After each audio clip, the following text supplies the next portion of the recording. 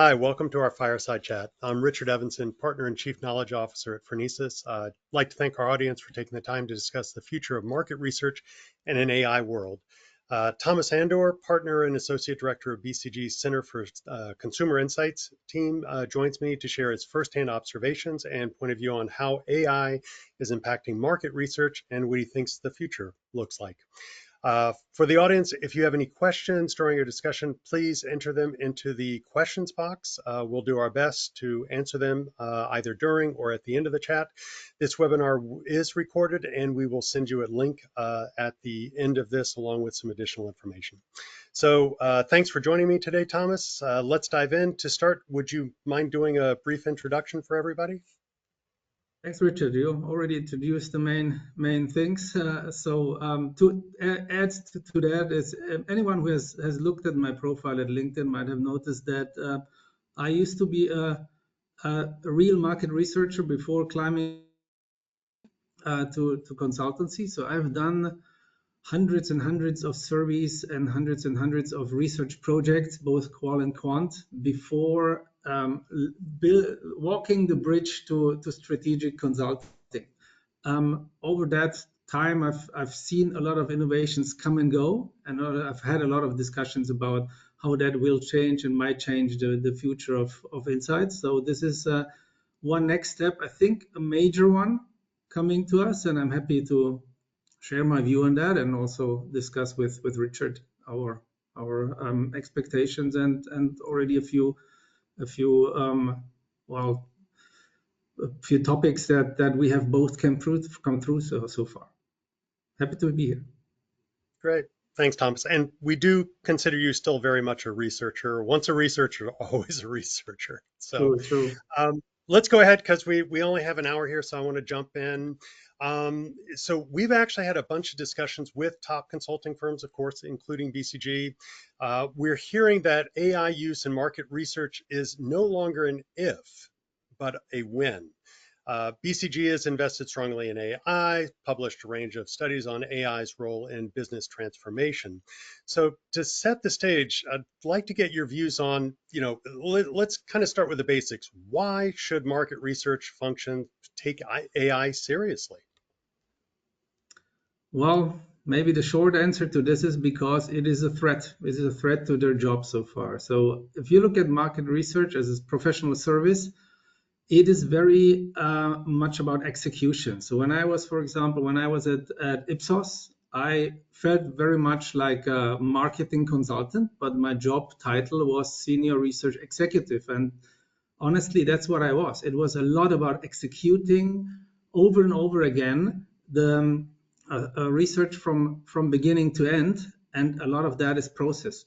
And this is where AI will change our world drastically. So people who are today benefiting in that comfort zone of having done many projects and knowing the pitfalls will now much easier be replaced partly because these processes are being shortcutted by AI. So this is a danger.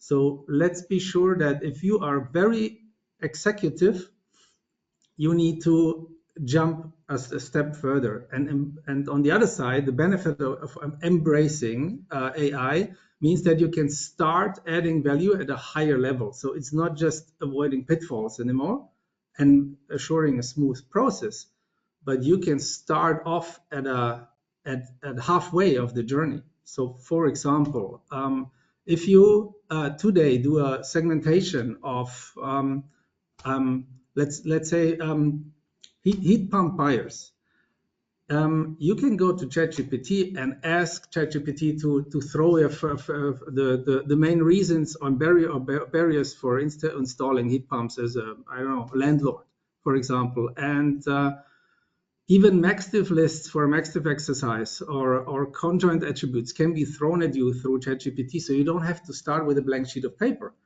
And by looking at what ChatGPT gives you as a result, well knowing that this is basically wrapping up what the future data tells you, you can think how to add value to that instead of how to do the process right. Because very often in our cases, when we have done research, in the beginning, like a year ago, and we had an outcome of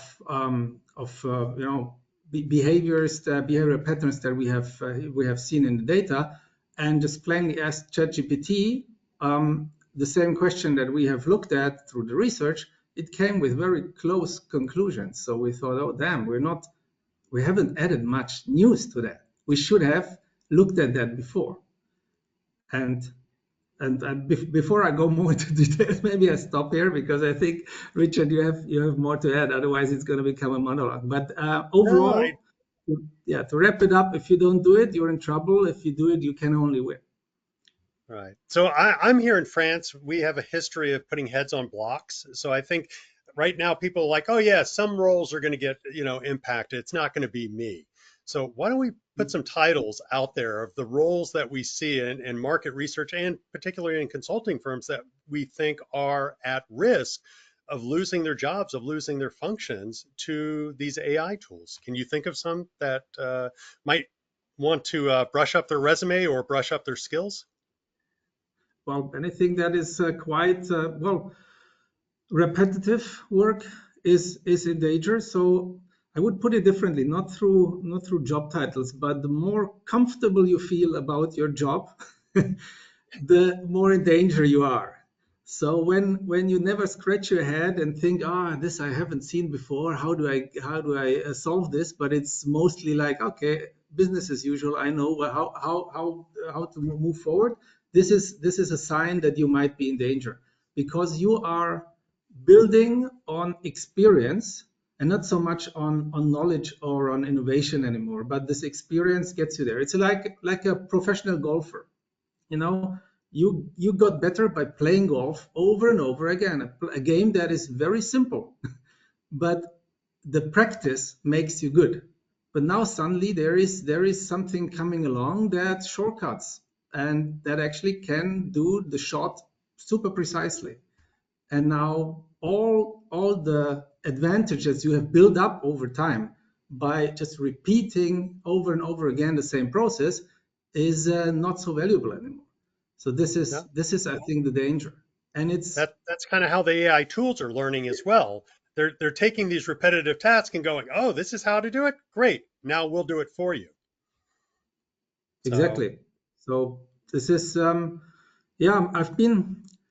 I've been seeing innovations come and go, and there was, the big discussion of river sampling or real-time sampling. This will kill the panel world. Didn't happen. So then we saw social media monitoring. Now no one needs service anymore. Came, stayed, but wasn't had its use cases, but hasn't changed much. But this one is different, and it's more comparable to the beginning of online research. So when I started at a small firm, it was a startup in the early 2000s. It was specialized on online research, panel-based online research, which back then was completely neglected by the big players like Ipsos, GfK, and so on. They thought, it's so biased, it's not representative, it's not going to change anything. We just stick to our interviewers and paper and pencil, basically. And in 2007 or 8, they started panicking. They have basically missed out 3-4 years, and then they start quickly buying knowledgeable people from all small firms, including me. So I was benefiting of that, jumping to Ipsos and being the one guy for online market research at Ipsos Germany, which was good for me, but bad for Ipsos. And this was a disruption that was not taken seriously, and it was killing jobs in the face-to-face and telephone based industry until people have embraced it and accepted it. And I think AI is the same thing. You have to let it enter your day-to-day work. Otherwise, you miss out. yeah. So we actually did a pulse study and among the top 20 consulting firms to understand just, how much are they using AI? And, of these, 20 individuals that we spoke with, these were the heads of the research parts of the consulting firms. 14 said they're already actively experimenting with AI tools and methods. 12 see it as critical to long-term success. And 17 of the 20, 17 of the 20 are already using AI to extract insights from unstructured data and using AI to basically understand customer insights at a deeper level. So given that AI tools have been out now for a while now is a year. In my day, it used to be 3 years, 5 years, but now long term is a year. And many companies are already doing this. Many companies are leading this. Where do you think these research functions need to be now to not get buried by this and be left behind? What should they already be doing, and what skills should they already have in house or be acquiring quickly to not get left behind? Honestly, the answer is not try to be the top, like the top-notch early adopter. I think this is still a time where experimenting is allowed and is okay, because yes, one thing that they should not do is neglecting the fact, but they should look at it. They should experiment. It starts with making processes easier. You know. Learning to interact with this new technology. This is something that doesn't hurt and should be done. What they should not be doing is like purchasing new tools and signing long-term contracts and building everything on AI, because AI will not be the big revolution that will make everything different, but it will revolutionize a few things in market research that is inevitable. So take your But time for the I got to next tell you, year. I am going to confront you on that. I'm just like, wait a All minute. right, We see big companies investing, a half a billion, $1 billion into AI. This is not one of these. Just leave it alone. Don't worry about it. There are big consulting firms, BCG included, that have that's invested big true. time in this. So it's kind of hard for me to believe that. Hey, don't worry about it. Don't overinvest at this stage. Unless people want to be left behind, they've got to be doing something. So, what are those things that they need to be doing now? So I was looking at it through the eye of a market researcher, where it is an efficiency business. You don't have too much cash to throw around. So for a consultancy, it's different. Like BCG, for example, we have to be the first adopters. We have to be ahead of the pack. Ipsos doesn't have to be, and especially boutique agencies can be more efficient and look at what's working and pick the right things and let others do the mistakes and learn from that. So this is what I meant with it. So try to be at the front of it, but you don't have to be the first one. As long as you're not a consultancy. Consultancy is a different story. But as a researcher, I would say try to find a good balance. Go with the flow and be smart. The thing is, you have to include it in your daily routines and learn to live to work with it. Because at the moment, what is happening is the topic of AI is attracting investment money. So a lot of tools are being produced to tick the boxes: scalable digital AI, and they have one thing in common: they have to be DIY tools. So they leave you with a half-baked outcome that is looking good enough for investors, but if you really are honestly looking at it, you have it's an 80% outcome. You have to learn to build the remaining 20% back on that, and you should focus on learning to use tools in general, because tools will switch around. They will come and go and pop up like mushrooms and be collected Yeah, by the PE firms, but you have to learn to recognize what's useful and to learn to use it in a way that you get to the 100%. And that's what you should be focusing on. You should not try to quickly invest or build your own AI tool unless you have fully understood the value that it can bring. right. Now, let's fast forward because, again, we understand market research functions sometimes are a little limited in terms of what they can do, budget wise, time wise, just personnel wise. But 5, 10 years down the road, you know, is it going to be, because we've been in market research for a long time, not much has changed. And this seems to be something that is likely to change the entire business. Is that the case? 5, 10 years down the road, is everybody going to be still doing the same thing, or is their work going to be very different? And I mean, I'm it's very hard to ask you to put the crystal ball out there, to be the Warren Buffett of things. But what do you see 5, 10 years down the road? How is AI going to impact this function? I think we have to look at two different types of market research functions here. And if I'm looking at the consultancies, for example, most consultancies have the research function as a support function.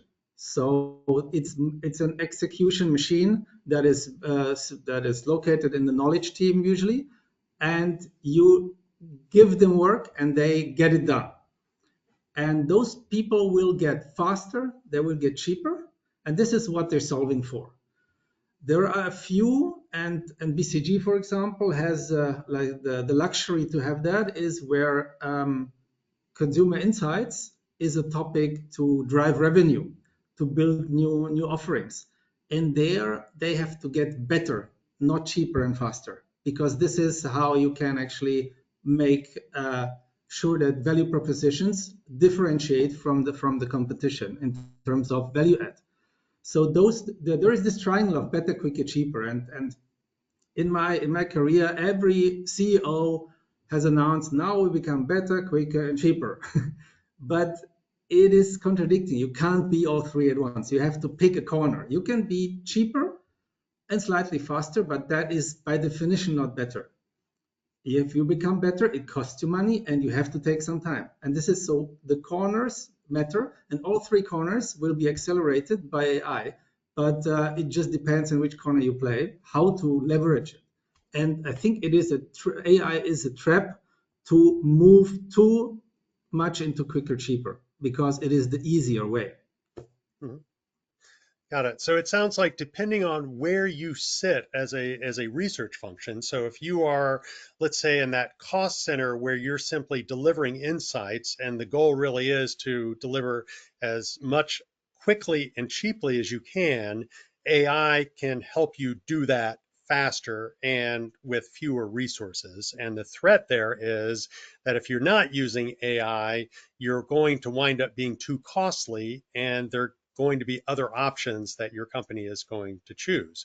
If you're more on the front end of things, let's say a boutique consulting firm that doesn't necessarily separate this out, that's also helping customers to understand how do they attain competitive advantage, how do they move ahead in the marketplace, then AI has the potential to help them generate better and higher value insights and help them, help their customers effectively achieve some level of competitive differentiation. So depending on where you're at, you might have to approach AI differently. Is that kind of what you're saying, or? Absolutely. So it is Yeah. really are you on the value add side or are you on the process side of it? And you have to be clear where you want to play. And as I've said, the trap is that almost all tools are, of course, promising to revolutionize research, but they revolutionize is through automation. And Mhm. automation, by definition, doesn't make things better just because it's automated. But it certainly makes it quicker, but it requires compromise on Mhm. quality. You can do Right. much, much more, but less quality. Especially in qualitative research, so mass qual is now possible. You can do simultaneous online interviews, like you can call it focus groups, but it's basically simultaneous interviews where AI is doing the moderation between thousands of people. But that's nothing new. It's just being accelerated by AI. So now AI has become the big buzzword, but it's not that it's suddenly popped up. It has been like machine learning has been around for a long time, and AI powered tools have been here. It just got to a next level evolution. So now more things are possible. Also, automized discussions, in-depth interviews, or chats done by machines or avatars open up completely new possibilities, but at the same time it's always more shallow than a one-to-one between humans. So it's a compromise. And as I said, it goes into quicker and cheaper. But the better is the much harder way to go with AI. But I'm convinced AI can help there equally good. It's just that it's a bit harder to achieve. Got it. So let's separate out kind of the reality from the potential or the theoretical. What kind of applications are you already seeing for AI in market research? The stuff that is, actual, can be done now, is adding value at this point in time type of stuff. So for sure, everything process related. So building questionnaires, you can ask ChatGPT to build a questionnaire on whatever you want. Max diff lists, you can ask please 30 items that allow me a segmentation of the following kind. You can go into a discussion, you can write scripts that make it faster. You can theoretically automate questionnaire building by just chopping in a brand, a market, and a category, and it builds you a complete, I don't know, UNA survey. It's 80% there. All you need maybe 2 or 3 more hours. You can go to directly to scripting. It can help you doing quality checks. It can help you enhance the production of slides, for example. You can theoretically today you can have slides ready within a day that cost you 2 weeks of work. Before that, there is very little error probability on the typical mistakes of font size, or have you put down the question text on the bottom, is the base size right, and all these things that you have to nitty-gritty look through. All this can be automated already today, and it's there. And if you don't do it, then you should start now. That's the one thing. The other thing is players that have been around for the last 5-6 years using machine learning are getting a boost now. It's not necessarily all making them immediately more valuable, but it is worth revisiting those. And I've already said the mass qual interviews is definitely a topic that is getting better. It's certainly not fully there yet, but I'm expecting a big jump there. So this is an acceleration of already existing innovation, and this is worth looking into. I would not say that it's already there, but it's something that will be at a much better place within months. What I don't believe is the typical promise everyone is making is that it will replace the existing research. It will revolutionize, everything will be different. This, no one can, like everyone's doing this promise, no one can keep it. And this for a long time won't be the case. And I think human interaction can never be replaced. Mm-hmm.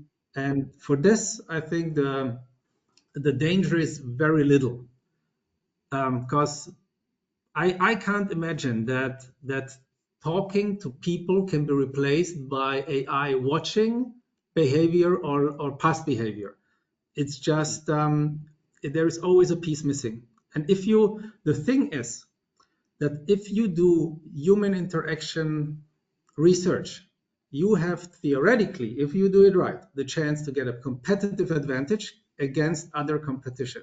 If you use AI, the best AI you have, others have access to almost the same thing. So everyone is much smarter, but on the same level. So the competitive advantage element is always manual and human interaction, and that won't change, because this is the hard part. And I'm pretty confident that this is the old researcher talking that has seen things come and go. Yeah. Humans need to talk to humans still. This will stay. Just right. It will become smaller in its parts that it gets in whole of research. And if you look at what is being done out there, 50% of the research can be automated fully, because the value add is moderate, but the top-notch research won't be replaced for sure. Got it. So let's take a research function. 100 people working 60 hours a week. It'd be nice if they work 35 or 40, but the reality is a little bit more than that. Of that time, let's be honest, there's a lot of repetitive tasks that most people are doing, unless they're at the very high level.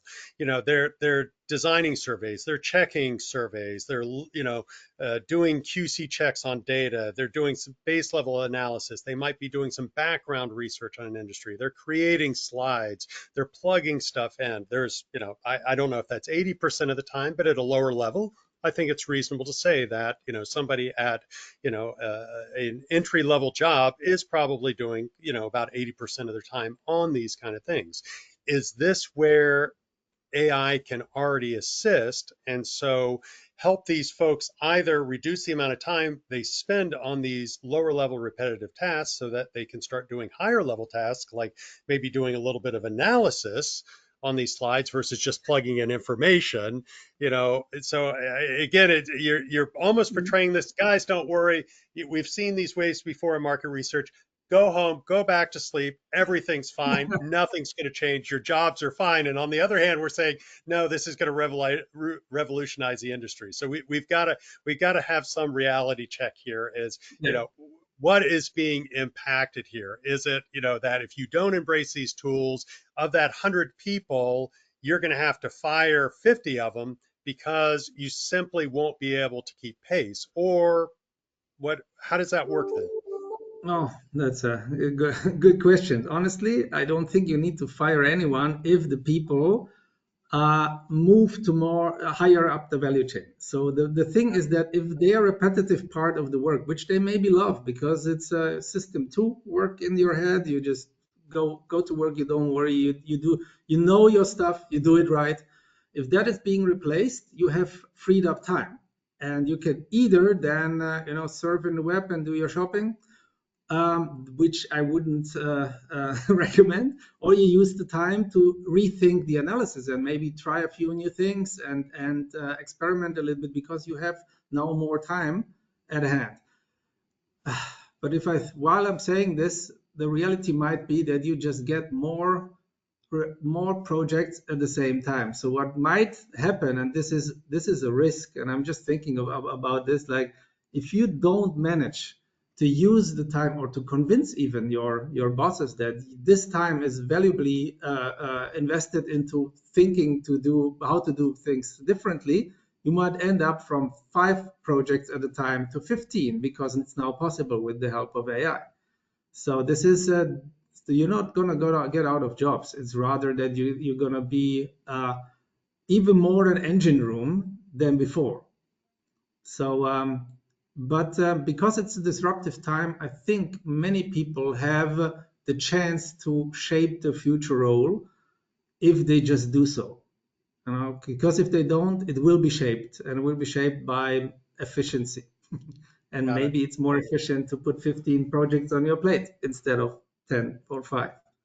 Got it. So if you aren't using the tools, you don't know how to do prompts, and you're doing research, you probably should learn, because and that's a little more complex. I downloaded a form the other day, a quick guide to doing GPT prompts. And I was like, wow, okay, this is quite involved. This is multiple dimensions that you have to learn.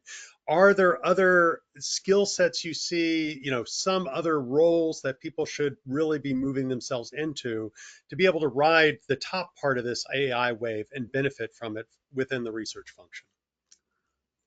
Um, on a macro level, I think all of research needs to be more connected to business intelligence and strategy. So the research as we know it now, that marketing comes to you and has a question, and you do maybe a brand tracker or something like that, on demand work, is something that is, even without AI, decreasing. What the future role, a stable future role of market research, is being part of a business intelligence unit at a firm, or serving business intelligence units as an agency that have direct impact on strategy, not only marketing or not only sales, but really a more holistic thing. So this is something that is now a little bit detached from just AI, but AI will allow these units to be much more efficiently holistic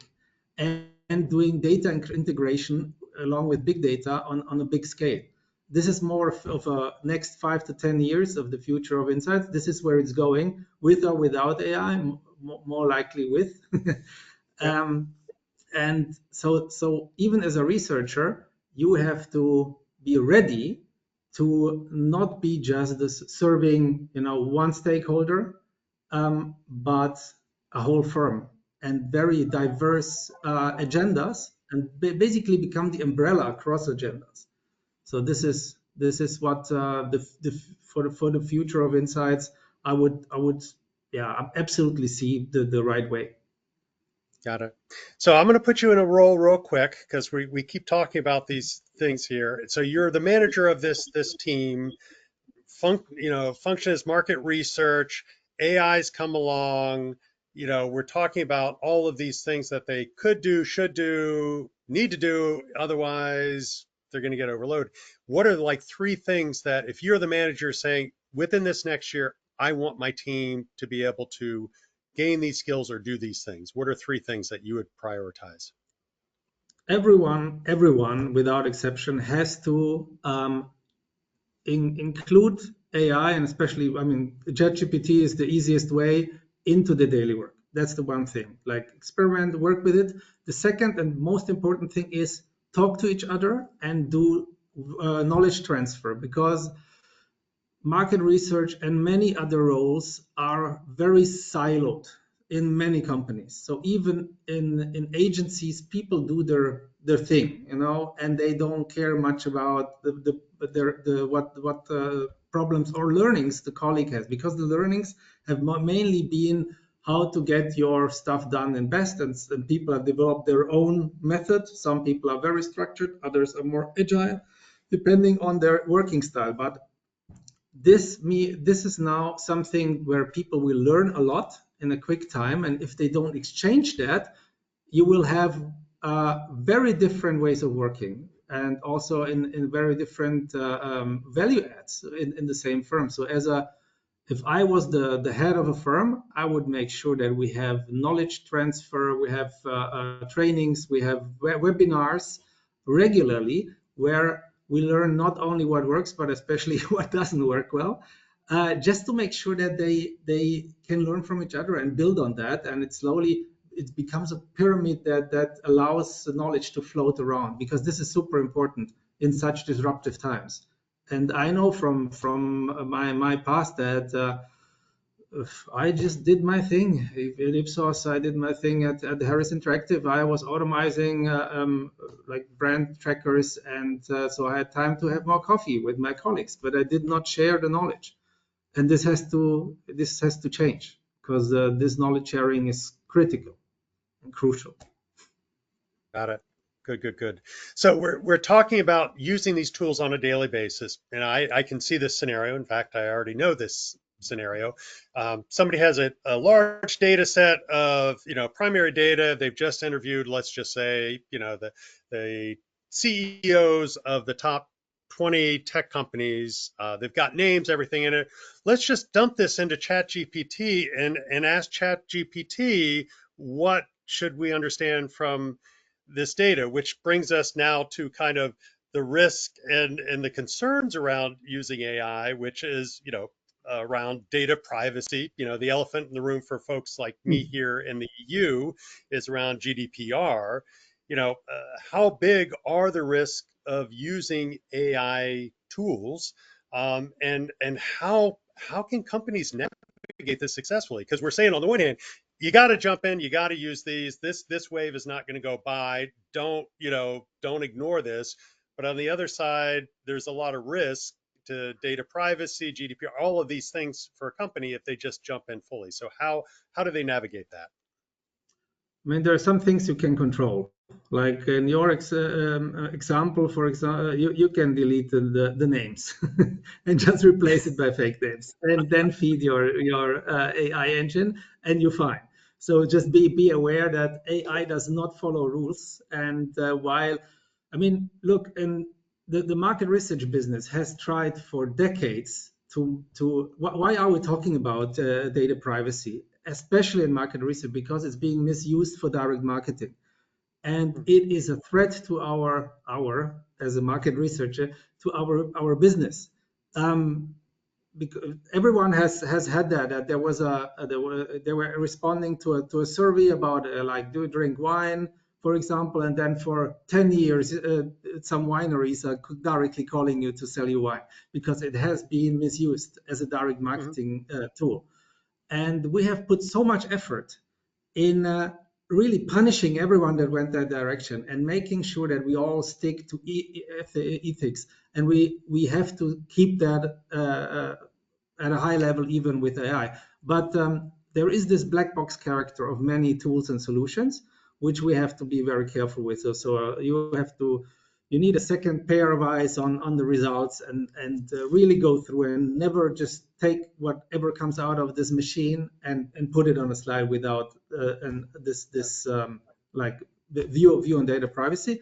Easiest way is to mix different sources and tools and then sanitize, even do a last sanitizing round. This is, I think, the easiest. So aggregate data wherever you can, and you're mostly fine.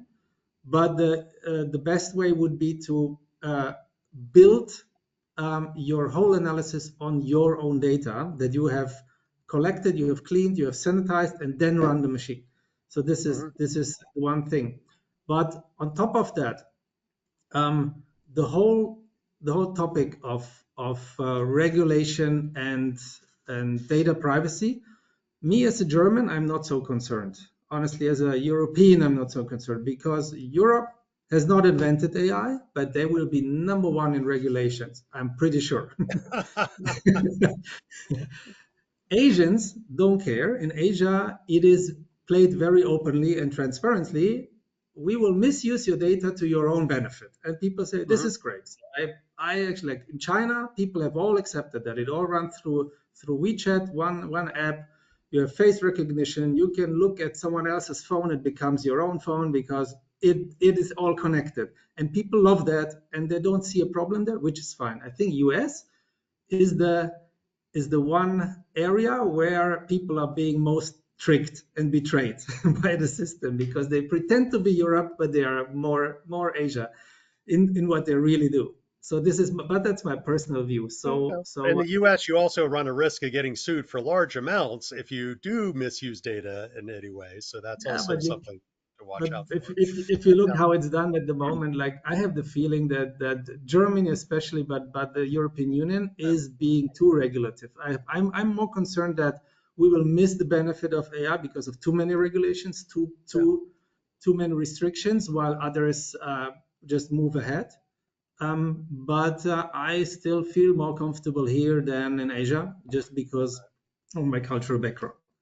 Yeah, I'm going to bring this down to kind of the MR level because we don't control policy necessarily, but so it sounds like use some common sense. Be careful about what you upload into any AI tools. Obviously, don't take data that is identifiable or private and put it into a public Chat GPT situation.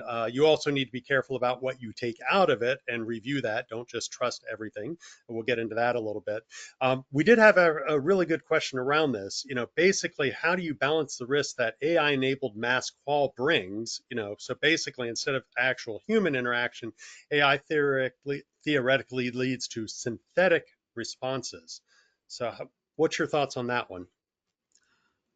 Synthetic responses have one danger: they sound very plausible. So in today's market research world, you look through data and you feel if something's fishy, because it doesn't all look too right. With authentic responses, AI makes sure it all is aligned.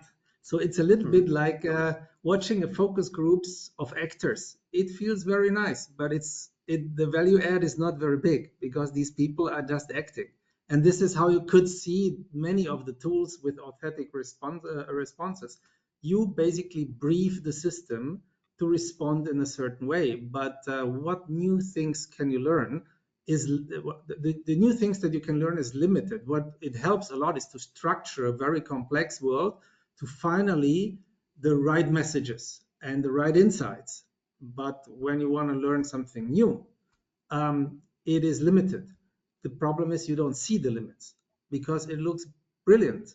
Like you can create fake interviews and have them wrapped up in a wonderful report, and it all makes sense. And you can easily get through every steering committee with the results because they're super plausible from beginning to end. There is nothing you can find in there that tells you it's all fake. So this is the big danger.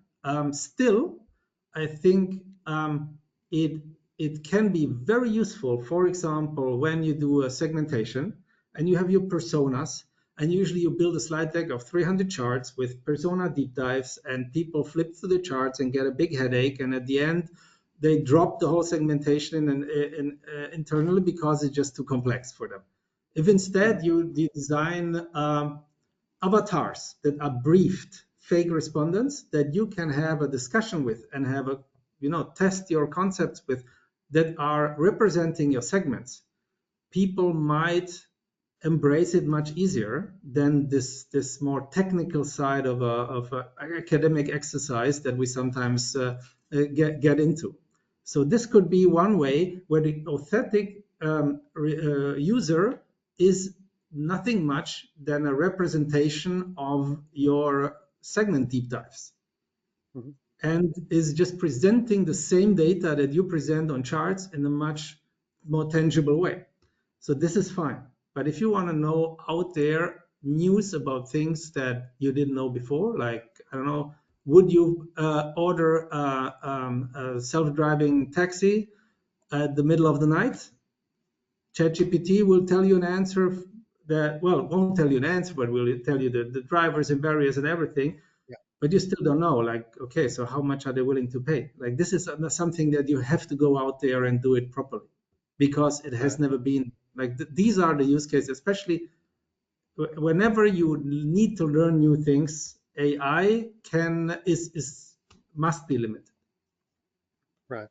And so, and all of this kind of touches on the ethical considerations of using these tools. So, when we look at core market research, how we do things, it's been done this way for a long time. Everybody knows what to expect.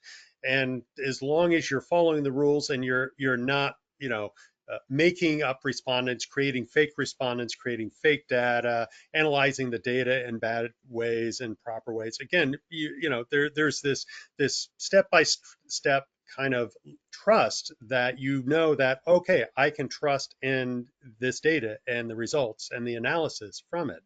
How do we ensure that there is going to be this trust in data analyses and results when AI tools are being used, because sometimes they do make things up, sometimes they do have biases in them? How can we make sure that we can use these tools and not that everything we've done, all this hard work, gets discounted because, oh, you used an AI tool? Sorry, we just can't believe anything that comes out of that. Honestly, that's a very difficult one. I don't have the answer for that. I think brands might become more important here again. So you have to put your brand as in the forefront to the promise that you are making sure it's no misuse of data, that you have done your diligence basically, and your compliance work. Maybe this is an area where the big players can gain some ground again, like Ipsos, Kantar, GfK, and so on, because they have a brand, but they can equally fastly burn it.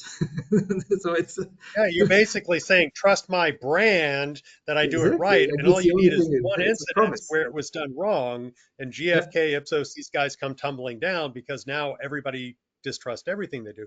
So what are some tactical things that research can do to assure clients, whether they're internal or external, that all of this work has been done ethically, properly, that privacy has been followed, all of those steps that we normally embrace in market research have been followed while still using AI tools? I think it's a little bit like a panel quality discussion. We have this, what is it, 25 or 26 questions of Azomar about your panel. Yeah. Uploading the panel book and answering those questions. I think we need something like that for AI usage as well. I because like it that. creates trust even outside of the brand. I'm not sure how much impact that really had, but at Yeah. least people who have followed that and have been ASOMAR members have invested so much effort in that that I would expect that they're not putting it at risk. You know? So Well, there's a level of due diligence to get that certification. ISO certification, same thing. They come through, they yeah, inspect, they make sure that you're following processes in a certain way, the data is handled in certain ways. So maybe that I kind of like that idea. I'll talk to my, yeah, friends that's over at SMR and see, do they need the AI and market research certification here to help some level of assurance? What do you do though if you're telling your team though, use these tools, but I need to make sure I can trust this data? How are you then guiding your team to make sure that they're doing things properly? What are kind of those guidelines that you're giving them to make sure that they're not giving you something that is questionable? I mean, apart from just doing the process properly and making sure that there is no personal data that can be extracted through this, and it can't can't be used for yeah, direct marketing purposes, or no data can be leaked, and we're all fine. I think one thing is that you should always have secondary sources to hold it against. I mean, that also counts for surveys normally. You should, but especially while a survey can be in the center of what you deliver, I think purely AI generated content should never be the center of your delivery. It should always be the value add on top of something that you fully control. Like, so you could do a classic survey that on top of that gets a nice new layer of AI driven, maybe visualizations, analysis, or add-ons from combining other data sources. This way, you make sure that you don't build everything on this one pillar. But if that pillar has a few cracks, it doesn't have such an impact on your total deliverable. And always when you mix sources and triangulate different sources, you have a much more robust outcome and a richer one and a less risky one. So I think this is the whole topic of data integration can now be moved much easier forward also with the use of AI. Got it. So it almost sounds like, and I don't want to put words in your mouth, that AI tools are really going to help the researcher. In other words, it helps inform the researcher. It helps them, build out some draft surveys so they're not having to do everything from scratch. It helps inform them about industries that they may not know. Maybe, it allows them to, analyze a certain number of data points and give me some options as to why the data might be falling out in this way. It helps them, maybe see some things that, when they put their full analysis hat on, they would have gotten, but it might have taken them a little bit longer. But there's still a bit of a gap between the AI tool and the deliverable and what goes to the client. In other words, there's that human layer there, the human saying, AI, help me here, help me do these things faster, better, maybe cheaper, help inform me so I can spend more time adding value, doing more here, and going to the next level. Make this look nicer, but hold on, I'll review everything here to make sure that it's legitimate and it's not misleading and unethical or otherwise. And then it goes to the client. So there's always that human intelligence layer between whatever AI is created and maybe what actually gets delivered. Is that? And this is basically also in terms of value add, exactly where we should go. I mean, AI is a very powerful tool in our toolbox along with our other tools. We need to learn to use this tool. This tool will not replace the work. This tool will make work easier, but we still have to be the creator and stay the creator. We just have, suddenly we have a power tool. We had to do Yeah. everything manual, screwdriver. Now you have an electric one, and Yeah. it's much faster. But you still build that furniture, and you have to think how it should look like. Now you can make it better. You can make more of it Yeah. at the same time. But don't let the process replace you. But you have to be the value add bringer. And this is what you need to focus on. So if I go back to your example, I'm the head of a boutique agency, for example, and I have to tell people what to do. Learn to use the tools and take, because those tools will change around, but you will learn to assess what is useful and how the best use case is for that tool, and do your mistakes, build on your learnings, and get it further. Because as I said, they're all designed to be scalable, and it's DIY tools, and most DIY, the first furniture you build is not going to be great. But if you repeat over and over again, you learn how to use these tools. And this is, we have to become good tool users. We don't have to know all the tools. We don't have to buy every tool that's out there, but we have to understand what is useful and what's not and how to use it. And this knowledge needs to be built up. Yep. Because Yep. every year we're going to have 10 new great ideas and tools, and we can't try them all. We have to build up that knowledge to understand where to focus our effort on and the money. Good. Which brings me to the point again, limited time, limited money. That's the reality of market research. Where should folks basically be investing, to maximize the ROI of AI? What kind of tools, what kind of budgets, what kind of people, what kind of time and effort should they be putting into this now so that they're actually getting ahead? I think effort we have talked about already, but people is one thing that we haven't touched so much, because I think that what is changing now is that you need, in the research world, it was mainly people with a marketing thinking that were hands-on and were good with numbers. That was enough, more or less. Today, or tomorrow's world, needs IT to be involved. So maybe the future leader of a business intelligence functions has an IT background, because then he can accelerate this whole data integration and AI topics much faster, and he can get it further. So I think that the profile of the researcher of the future will be a little bit more techy, a little bit more thinking into IT integration, especially when you're a business insight function across a firm. I've seen that we've built insights functions from BCG in other firms, and more and more we see new leaders, heads of business intelligence with IT background, which was absolutely not the case 20 years ago. Mm-hmm. And this is where it's going, which again brings its own risk, because IT people, marketing people, different mindset, and so on. But Yeah.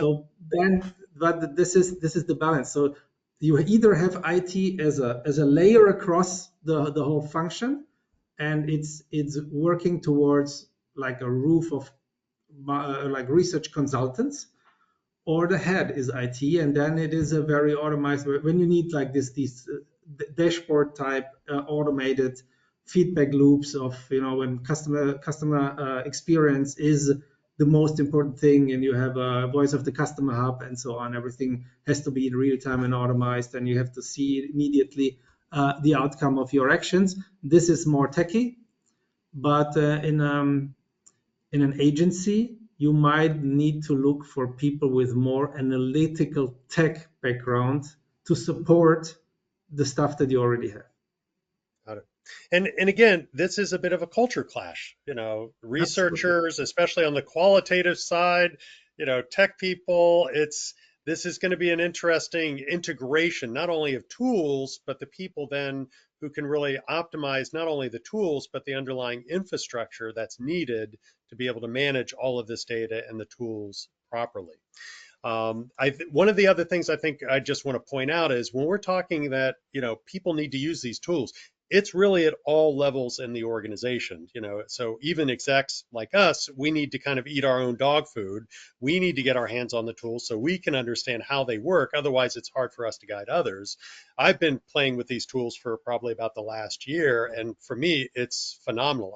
It's almost like having, 10 amazing research assistants that, it's like a genie. I ask something and they deliver it. Granted, I've had 10 research assistants before giving me crap.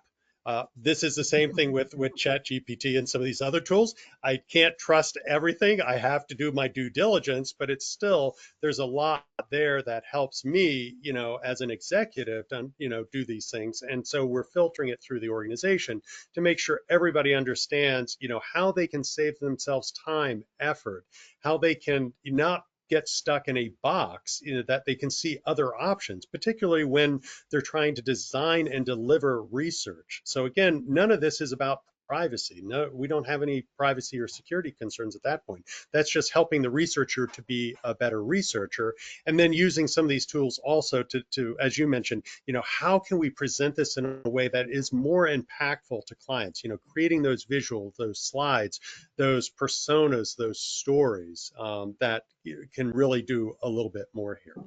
So we're only have a couple of minutes left. I did want to actually give you a few minutes because we've covered a lot of territory here. Are there things that you feel like, whoa, we got to make sure we mention this, or other stuff that you think is really crucial for folks to understand about the impact of AI in market research? So is that a question to the audience or to me? That is a question to you. If anybody in the audience has questions, jump now because we're going to close this out in a couple of minutes. But no, I just think to sum it up, AI is super exciting new colleague on your side. Basically, let him do as much work as it can, but watch it carefully. At the end of the day, we're just at the beginning of the journey. I think the real power is still to come. The earlier we start experimenting, understanding, and so on, the earlier we can adapt that. There is the clear risk that whoever is just waiting and neglecting will fall behind, just as it was with online research. And then you either die if you're too small, or you have to throw money at it if you're big enough. So maybe this is the more cost and effective and the smarter way, is just reserve time to play. I know that if in tight timings you rather follow your patterns, you do things that you've like you've always done them, but just make sure that everyone at your organization has some time left to try this, and when something works well, implement it, especially on the process, on the executive side. This is a quick thing. Like we at BCG have an automized charting tool right now, where you basically get in a minute you get a chart deck, 80% there on whichever topic you want. You just feed it with the right information, it's there. Something it's mind-blowing what's possible. Yeah. This is, by the Something way, for us designed. all to strive for, I suspect. So thank you for that. So I want to be mindful of everybody's time. Thank you, everybody, for coming. Thomas, thank you so much for sharing your insights and intelligence. Again, BCG has done a lot with AI in the AI space, so I really appreciate that. We've covered a lot of ground here. We will send you a link to the replay, so this has been recorded. You'll get that. Plus, we'll also send you Phronesis Partners Pulse survey that I mentioned with the top consulting firms. Want to thank everybody for attending. Thomas, thank you very much for your time, and look forward to seeing everybody at the next webinar. So cheers. Bye now. Yes.